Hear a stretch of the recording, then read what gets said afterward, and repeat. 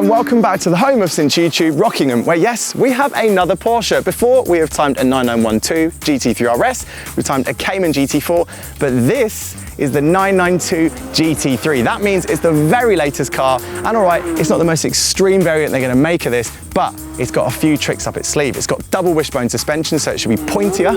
It's got that glorious 4-litre flat six, so it's gonna make a wonderful sound, and it's got a massive great wing on the back of it. So I think this thing is going to be rapid. Can it go quicker than the GT3 RS that came from the previous generation? Let's find out. Before we hit the track, don't forget to click that thumbs up button, and of course subscribe to the channel if you want more videos and more cars like this.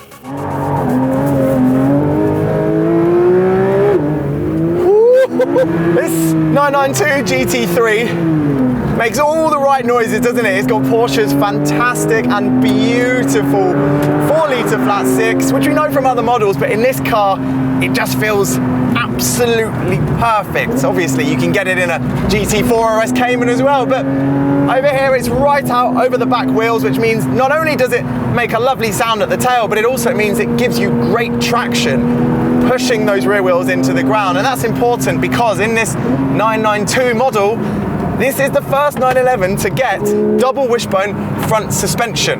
And that means the front is really, really pointy. I mean, 911s have always been pretty pointy, but because the weight's over the back, you've often had to deal with a little bit of understeer, at least initially, whereas now that's just gone. I am turning the wheel and it feels really, really pointy, so that's lovely, and it's going to bode well for when we get the stopwatch out. Gearbox in this car as well, you probably notice, is the PDK. You can get a manual, but this PDK is what you want on the racetrack because this thing is quick. It revs all the way to 9,000 RPM, it's got 510 horsepower, and that horsepower comes in over 8,000 revs, at 8,400 to be exact, so not far from the red line. You are wringing this engine's neck, and so having a manual gearbox, it's going to be fun, but it's going to be very challenging, and I want to focus on going quickly today. Now we've got Pirelli P0 Corsas on this car, not Michelin Pilot Sport Cup 2s, so people might say it's not quite as extreme, but actually I find these Corsas a little bit easier to live with and manage at getting up to temperature. The Cup 2s, really, when they get cold, they can be pretty slippery actually, but really these P0s feel nice and they build up nice and gradually. I don't think they're quite as high at the maximum level of grip, correct me if I'm wrong, but anyway, it feels quick enough.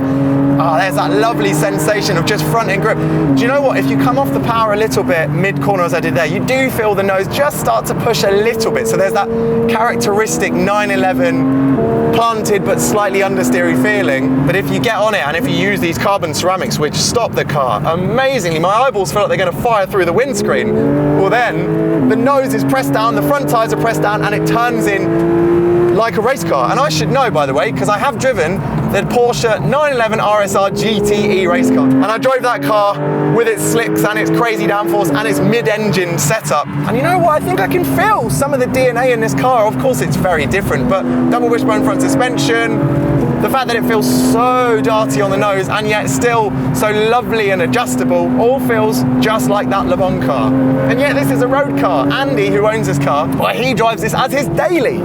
What a hero. On track today though, how quickly is it going to go? I want to see not only can it get up there in the sharp end of our leaderboard, and I also want to see how close can it get to that 991.2 GT3 RS we timed. That car, admittedly the day was probably a little bit more mixed, it was dry but it wasn't perfect, whereas today actually is pretty much as close as we can get to perfect. That car obviously has even more extremities to it, but then this is the newer machine, this is the 992. It's going to be close, isn't it?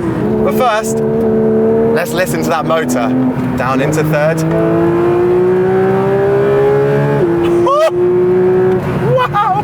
I'm in control of an orchestra here. Yes! Yes, I want a GT3. Andy, you lucky boy. Alright, Sam. Helmet on. V-box out. Let's time it.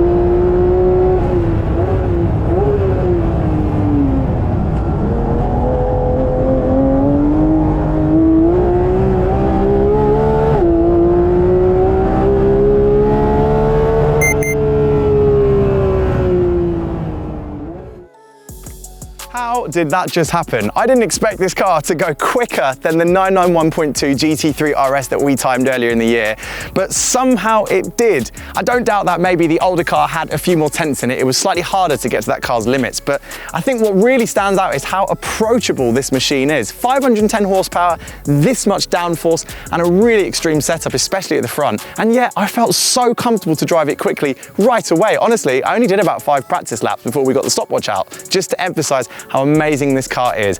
Really, really amazing down the straight, of course. That engine is spectacular. The brakes are phenomenal. Carbon ceramics are just tremendous. And then it has this beautiful turn in that you can then follow on the power and use that amazing traction. A tremendous car. I want one so much. I'm so jealous, Andy. Please, can you come back and let me have more goes? Please, please, please. Big shout out to him. And of course, follow him on his Instagram. It's in the link below in our description. And thank you to everyone who helped support this video. If you enjoyed it, do click the thumbs up button. And of course, subscribe to the channel as well if you haven't already. We're going to be back at Rockingham very soon. Actually, we're going to film something right now for another video, which might go even faster. Whew.